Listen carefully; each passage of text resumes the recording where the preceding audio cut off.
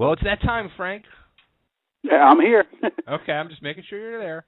I know you kind of worry when I wander off, right? Yeah, I mean, I know you're in pain and all. So stick with us, hang with us.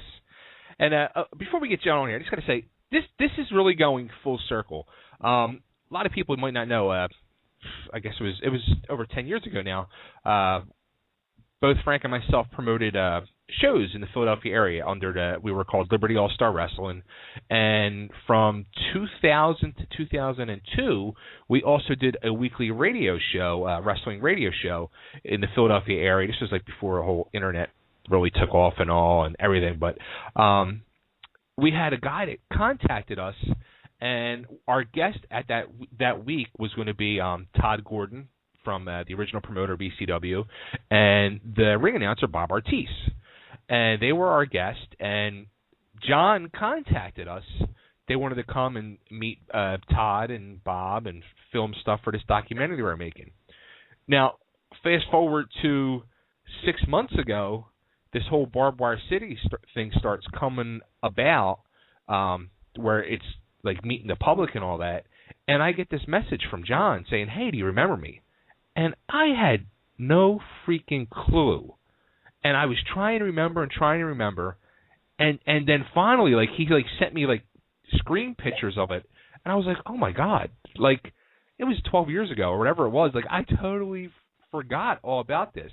So that is my welcome to Totally Driven Radio to John Philapavage. John, how the hell you doing? Good, man. How are you? It's been 12 years. Yeah, right. It was June of 2001, and yeah, Todd and Bob Artis were in studio. Because I remember we were talking in the commercials about the Sixers were in the championship that year. Wow, that shows you how long ago it really was. Yeah. I was 20. I'm 32 now. Wow. All right. So let's go back to 12 years then. So, all right, let's see, before you even started, like, how did this come about? I mean, obviously you must have been an ECW fan. Yeah.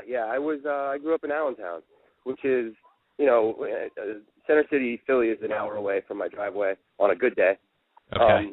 So I had Sports Channel Philadelphia, and I would periodically see wrestling on there, and I don't know what I would see it periodically in like 93, 94, and I don't know the moment that it really captured me. I know that by that summer I started watching it, and I never missed an episode until the final week it was on TV. But yeah, it was either a Public Enemy promo or it was Raven and Dreamer stuff. I don't know, but something really captured me, and I became a huge fan. And I didn't get my license until I was 18, so I didn't even get to the arena until January of '98. But that place captured me. It reminded me a lot of the Sportatorium in Dallas. When I grew up watching ESPN, there was this place called the Sportatorium that I thought was like the coolest place in the world, and then the ECW arena kind of replaced that, and I had to go there. And then when I got there, I was just like, this is this crazy subculture. So the earliest idea was to do like, I think I pitched Kevin Kiernan, my lifelong best friend and partner, on like a small like kind of fan journal of the culture of going to the arena. And I just wanted to fill in some historical stuff. I think I wrote down like 4 names. And I said, this will take us 3 months. Yeah. Like, he wasn't a wrestling fan. I said, just do this for me. This would be something neat. It'll be a fun project. Let's see if we can do a documentary. And here we are now.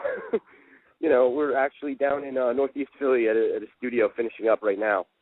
Now, were you guys at all, like, into film? Like, were you guys doing any other films, or was just something, an idea we had made low-budget films starting, with, like, the earliest over-the-shoulder handy cams when we were kids. Okay. Kevin's father was really big on promoting creativity. Kevin and I had, like, a comic book when we were 11. Oh, nice. His dad would, like, spring for us to go to Staples, and we had, like, a very rudimentary computer program for putting together, a black and white comic book when we were, like, 5th grade. And we would always make videos. And then, when we were 18, we did something called Leaving Hollywood, which is we worked at Hollywood Video. I was Kevin's boss. They for some reason, they just let us have the keys to the store every night at 8 o'clock till close. So we shot a movie when the doors would close at midnight. We would shoot things with other people in the theater, and we cut it all together, and we showed it in our hometown in front of, like, I think it was like 80 people. As an 18-year-old, that was like the proudest moment of my life. It was like a little mini black box theater, And then when we went to school, I mean, we started shooting this, and you know, it really broke open. And we started in May of 2000. We had like 3 or 4 real small interviews, and then I bothered Todd Gordon. I always say I stalked him. Todd was very nice to me. I begged him for about 6 months to do an interview, and he finally relented, because when I went to college, I went to the University of the Arts in Philadelphia. It was about a mile and a half from Todd's shop, not even. Okay. Mm-hmm. So I used to just walk there and bother him. You know, this 19-year-old kid was just so persistent. And he sat, and he was a saint. He sat for me for 2.5 hours, and it was only the second really long-form interview he'd ever done. So, you know, from that point, we had the credibility once you know, to go to other people. And Todd called a few people for us. That's how we were lucky enough to get people like, you know, Ted Petty to sit for us before he passed. So, you know, I'm grateful to Todd for that. And we were just off and running at that point. Wow. So now you said your partner, Kevin, he's not even a wrestling fan. I mean, after doing all this, is he a wrestling fan now, or? No.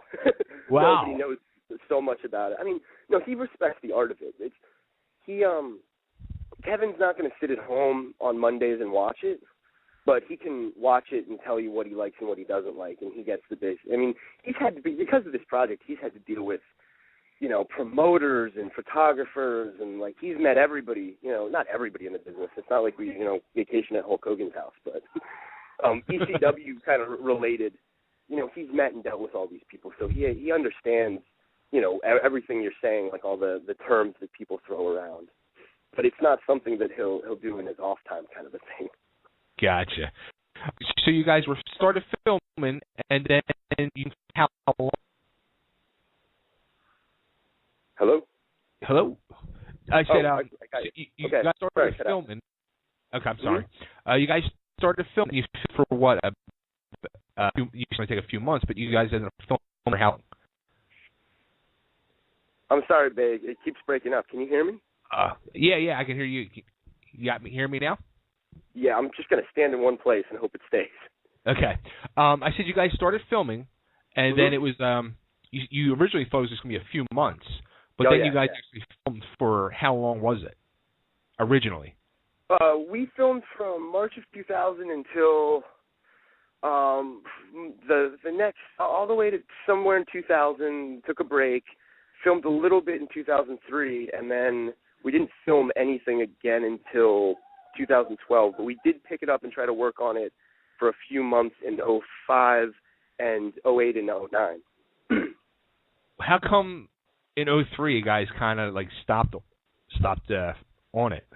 We didn't know where to go. We hit a kind of a roadblock of where we were like, we don't have the money to finish things. I mean, we put so much of our own pennies, so to speak, into doing this. And it was a financial thing. It was an issue of, you know, we just had interviews. What do we show for visuals, and how do we make connections? How do we, you know, are we just going to put this out into, like, you know, film festivals within, you know, 50 miles of where we lived? We kind of didn't know where to go with it. And, you know, we were in our early 20s. We had to get, you know, real jobs and have a real life. And sure. So it would kind of discontinue. And there was a point at which Kevin didn't really want to finish it. He didn't see an avenue for it, and then last year when the ECW arena closed down, I had a few people call me about it, and one of them was an old friend, and he was like, "You really, really should finish this for yourself." And it was something that had been bothering me. You know, people would bring it up, and I was like, I mean, I went to that last arena show, and I almost kind of avoided people that I had interviewed because I didn't want to talk about it. Right. And yeah, like right after that, somebody called me, and I had like 10 demands, where I was just like, you know, I want this, and I want this taken care of, and you know, I need this, and the person on the other line was like, yeah, you know, I can help you out with that, you know, and then when it came time, within those months, we found out about Kickstarter, and we said, let's take a chance on this, you know, this is kind of make or break, and thankfully, you know, people, you know, believed in us and wanted us to finish it, which made me feel really good, you know, that gave me a lot more confidence to finish the project. Yeah, I'll tell you what, I never heard of the whole Kickstarter thing until you guys did it. And I was just like, wow. And then I was thinking to myself, I'm like, wow, all right. And it was the price you guys needed was $30,000? No, we asked for 22. Or it's $22,200, I think. I think we got a little over $31,000. I mean, that's just incredible. I mean, you guys have been floored. Yeah, I was halfway through. We were not floored. Halfway through, I was like, what are we going to do? I was doing interviews every night to try to get the word out. I'm one of those people who feels like if I can talk to 1 million people and they can see my passion for this and see what I'm trying to do, that, you know, that they'll be a believer. And it just was like little trickle money is in, a little in, you know, a little in, and then it kind of just broke open, you know, over a 2-day period, you know, towards the end of the third week. I think it was 30 days we put on it, or 32. Right. It was getting down to about something like 8 days, and it just blew up. And wow. I was just like, yes, thank you. You know what I mean? That was just, you know, the best feeling in the world. It was. I remember I kept watching. I was like, oh man. You guys were like a long way off, and then all of a sudden, something just exploded with it. I was like, oh my God, they're going to do it. This is going to happen. I was like so happy for you guys. I was like, this is incredible. What it is people don't want to put in until they know, which is funny because you can't take any money from Kickstarter unless you reach your goal. So you would get your money back anyway. But when people see others putting in, then they know it's a reality, and that's what happened. There was one great gentleman named Conrad Thompson out of Alabama who heard us on a podcast that I did with Dave Meltzer. Okay. And he backed us for $4,000. And when he did that, I'll never forget getting a phone call. I was walking my nephew's dog with them, you know, 6-year-old and 11-year-old, which walking around the block, and I got the phone call that we got $4,000. And we weren't over the top at that point, but we knew it was going to happen then, and that was just the most amazing moment. And then from there, everybody piled on. It was awesome. You know, Kickstarter is so amazing because it's really, I think people are really starting to understand that it's kind of a direct market kind of thing. You know, it's not free money because everybody gets, you know, equivalent quote-unquote gifts or rewards for what they're pledging. And it's a great way to find your audience so you can say, hey, if there are people out there that want this and can fund it, it's going to be a reality, and other people can partake in it, but you're on the ground floor. How about when you were doing a lot of the interviews, was there people that you, like, I'm sure you tried to get, like, Paul and stuff like that. Was there people you wanted to get who you did not get? Yeah. Oh, absolutely, yeah. I mean, we interviewed over 60 people, but every time I talk to somebody, they're like, what about this guy and what about this guy? I mean, the people that are involved in the business and are around and interconnected, I'm sure you were in the wrestling business, so you know, there's a billion people that you can talk to that can kind of tell you their story. So it comes to a point where you're like, how much footage do we need? You know, we had over 50 hours at one point. Oh, wow. And I mean, not that we still do, but it got to the point where I was like, you know, people would say, hey, I could get you this guy. And I'm like, I don't even know what I would do with that person. Not that I, you know, not that I wouldn't have a good story. Yeah, I mean, we wanted Paul. I tried for a few years. I mean, the closest I got was a short email exchange that didn't really end up going anywhere. You know, and I didn't really think that he would want to do something that would be, he's very shrewd. I don't think he would want to do something that would be out of his control, so to speak. Yeah. And, you know, I would have liked to have had Tommy Dreamer, of course. You know, and we, you know, bounced things back. Every time, the timing never worked out with Tommy. Tommy was very nice to me. I've talked to him a few times and met him once or twice, too. He was always working for WWE or something came up. And then by this year, a few people reached out to him for us, and he just said that he didn't want to do anything involving ECW. You know, he just felt like it wasn't time, you know. So this is unfortunate, you know, but I think we still have a great, well-rounded story. You know, I think it would have added to it, but it's not like we focus on one person anyway. It's really an oral history kind of a thing. Right. So it's, you know, I would have liked to have those people, obviously, you know, but I don't feel like it's a detriment to the project. And in the case of Heyman, it's almost kind of more interesting to study a subject because he's kind of like a focal point of anything about ECW, you know. So to kind of study him from so many people that have dealt with him, both, you know, pro and con for him, that was interesting. That was a cool challenge, I thought. Who, out of all the interviews, did you feel was the most moving, like most inspirational to you, like that really you felt got the whole point of ECW across? Tony Lewis. Tony, and this is the thing that, you know, when people ask me, about who's in it. If they're a wrestling fan, they ask about who the stars are, and if they're not a wrestling fan, they just ask me if Hulk Hogan's in it. Yeah, so it's kind of like I'm trying to make this so that everybody can see it. You know, we always had a mind of, you know, and Kevin was great with this because he's not a wrestling fan per se. Of like, can our mom see this, or can my sister see this and take something away from it? Because I didn't want to make a wrestling video, and I don't mean to sound derisive, but it's not like a, you know, in the wrestling business, they call it shoot tapes or, you know, kind of shoot stuff. Right. I wanted to make something that was about a culture and that happened to be wrestling instead of a wrestling film, so to speak. And, you know, I think we've accomplished that. The most moving person for me was Tony Lewis, though, who is a fan. You would go like, well, you know, wouldn't Raven or Sandman be better? And they were. I did interviews with them, and they were great. Tony Lewis was this dedicated fan, and Tony Lewis represents the everyman. You know, I think there's this stereotype about wrestling fans that they're all these weird, angry, you know, dorks on the internet, and they're all mean and unhappy and wear comic book shirts or whatever, you know what I mean? Like, there's a whole mythos about that. And Tony is a normal dude who works for the, you know, for the city in New York, and he just loved his ECW. And started letter writing campaigns to get them on television stations and pay-per-view and all kinds of stuff, both locally and nationally. And he took us to the Elks Lodge, which is where their home base in New York. Right. And it was a church, so we toured it while they were having a Good Friday service in 2001, which I thought was amazing. And then we had a chance meeting with him while filming at the Extreme Reunion show in April of last year, and it was just a really cool thing to get him on film again and reconnect with him. And you know, and in fact, in a few weeks, I'm going to go up to his place for his birthday party, which is really cool to reconnect with Tony. But I thought that he's a very thoughtful, passionate, emotional guy, and I think quote-unquote regular people who see this will really connect with somebody like Tony and go, okay, I shouldn't, you know, if anybody takes a chance on a quote-unquote wrestling movie, you know, I think they're going to see this and go, okay, this is just like any other subculture. This is like anything else that somebody's into.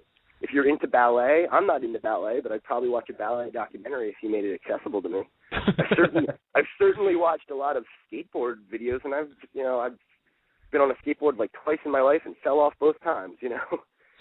Well, you guys are having, when you guys announced the premiere, I've been waiting, like where you guys are going to do it. I figured it was going to be like in a small movie theater in Center City or something.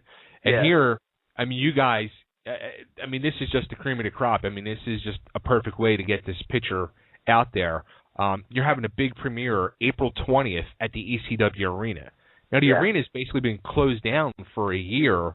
It's supposed to be under remodeling, new owner, blah, blah, blah, blah. How the hell did you pull this off?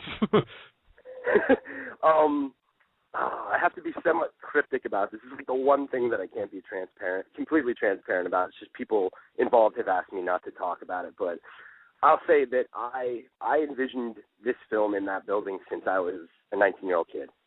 And that building means the world to me, and I know it means the most to a lot of people. And Kevin even said, if we could do it there, you know, that's the emotional center of our film, you know, that's the place to do it, you know. If it was any other city, I would have said a theater, you know, because really the ECW ring is just a big warehouse in a way. You know, people derisively call it the bingo hall, but it's our place, you know, and you know that. You know what that building means, so it meant a lot, and I worked on it, you know, and I had a lot of help, but I worked on it since last summer, and that's why it took forever to announce, because we had to have insurances because of the goofy situations with the building, but I'm so excited, and we're going to have a great night. You know, we plan on dressing the place up as best we can. It's going to be a little gritty, but that's what ECW was. You know, ECW was a little raw. The film has a very raw, gritty feel to it. You know, it's professionally done, but it's like, you know, it has that I guess I'll call it a rustic feel to it. And I just can't wait. We're gonna try to do it up and do a nice event and, you know, have a lot of fun that night. Tickets are only $15, and you can get them at the website's barbedwirecity.com. There's a store on that page, and it's Barbedwire. If you want to go straight to it, it's barbedwirecity.com/store. You know, you can get tickets to the premiere. There's an after party that has like a $5 cover, and you can get advance tickets for that too. You know, I'm really excited about that night. That night's going to be the biggest night of my life in a lot of ways. You know, the culmination of at least pretty much almost half my life, if not a third. You know. You know what, too? I mean, after this past week where Extreme Rising has canceled their shows, and I don't know for sure, but I have a feeling that's probably could be the death of them right now. It's almost kind of like you guys are going to be like the swan song of ECW, where we can finally put this to rest now. And what a way to do it by giving tribute with your documentary at the true home of ECW. Yeah. Yeah, I really look at this as kind of the last word on it. And I know there are still some wrestling fans that say, why you want to do that documentary, blah, blah, blah. You know, people have, and outside of the wrestling world, it is when you live in it, and I'm one of those people, I'm a newsletter, internet guy, it feels like the world knows everything there is to know about ECW. But a lot of people don't, and our documentary is also really different in that it really focuses on the business aspect of a little company that could, so to speak, the underdog story, and the human aspect of it. That's the one thing I really wanted to focus on. Is we tried to look at what would a regular person want to ask a wrestler from ECW, or what would a regular person care about? And it's the human aspect. It's why these guys bonded together as a unit, which is completely against, wrestlers are out for themselves usually. And this was a team who got together, and the brand was bigger than any one star, and they were trying to push this up the hill with this crazy charismatic, in the movie he's called a charlatan, he's called brilliant, all these things. This crazy charismatic guy got them there, and it's this human story of almost reaching your dreams and not quite doing it, and what the price is for that, and how they feel about it years later. Because we bounced back and forth between April of 2012 at the reunion and the past. Some of these people you'll get to see 11 years apart. Yeah. I can't wait to see it. I'll be there that night, April 20th. Again, the world premiere, the debut of Barbed City, April 20th at ECW. Come out. Tickets are $15. You can go right to the website and get your tickets at barbedcity.com. Or you could get a DVD, too. If you can't be there, there's a DVD, and there's something we have up our sleeve very soon, and hopefully I'll be able to announce so that everybody can somehow be involved in that special night for us. So, anything we can do, to see it, I hope you see it, and I hope you like it, and I hope you interact with us. If you go to our website, we have a Twitter and a Facebook link there for me, and I'm pretty interactive with the fans, so you can talk to me about this whole experience. Now, my ego has to ask, did you cut me out? Am I on the cutting room floor, John? I'm sorry to say, Bay, in this cut you're on the cutting room floor, but that does not mean that you're on the extended cut. We had you in for a while. In fact, when I talked to you, and this sucks because I told you, I was like, Bay, as of right now, and I made a point to say, as of right now, you're in, and then like a bunch of things got mixed around, and a few people got cut out, unfortunately, so I'm trying to work them into any kind of extended cut that we do. It figures it was me. But it's all right. I will still be there supporting you guys, and I can't wait to see the film. It's going to be awesome. Yeah, you got to thank you in the credits, by the way. Oh, did I? Cool. Well, there you go. Yes. There you go. And I got to thank you, John. Thank you for being part of this. Thank you for doing this documentary. Also, thank you. You donated a pair of tickets for the premiere that night, so I got to thank you very much for that. And we're going to be giving that pair away. And to be eligible to win, you got to tweet. So go on Twitter right now and say, I heard Barbed Wire City on Totally Driven Radio, and hashtag Totally Driven Radio. And we will pick one random winner to win those tickets. And you guys better thank John when you see him that night. Yes, please do. And I would love to have a conversation with anybody who won the tickets. That should be a fun story. Cool. John, thanks so much for calling. I'll be in touch, and I'll be seeing you April 20th. All right. Thank you, Bay. Thank you, man. Take care. Bye. How about that, Frank? Oh, it was interesting to hear how the the whole process and how long it took to actually make that movie. I definitely think after it premieres and we get to see it, I'd like to have John on again to talk a little more of the content, because I'm sure we're going to see some things in there that are going to raise some eyebrows. Yeah, it's going to be awesome. It really is. And the one thing too that I was thinking, like as he was saying it's going to be cool too to see like people that he interviewed from 11, 12 years ago, and then where he went back and interviewed them again last year. So, and it will be kind of cool to see like the difference in how they look in the 11, 10 years. You know what I mean? Well, it's funny because it actually did not surprise me that Dreamer and Paulie did not participate in the DVD. Because I'm one of the people that would go along with the charlatan more than the genius on that, but I just found it. Like I said, after I see the actual movie, and I'll probably even attend it with you that night, Bay, because like I said, I'd like to get John on again and we could talk about some of the content. I'd just like to see the opinion of some of the guys on, because I want to see what their opinion of what Paul Lee was after, all the years when it came out to find out that he had a working relationship with the WWF. And, towards the end, he's telling these guys, hey, big things are happening, when him and Dreamer actually knew that the company was going under and they were going to bow out at some point. So I'd be interested to see what some of these guys think now that they know about that. Because, like John said, man, a lot of them guys put their heart and soul into that company. Yeah. And, did everything they could, sometimes traveling on their own dime, and then only to find out that all along that the guy had a deal going. So it's definitely going to be an interesting movie, and to hear the takes from then and now is going to be the best part of it.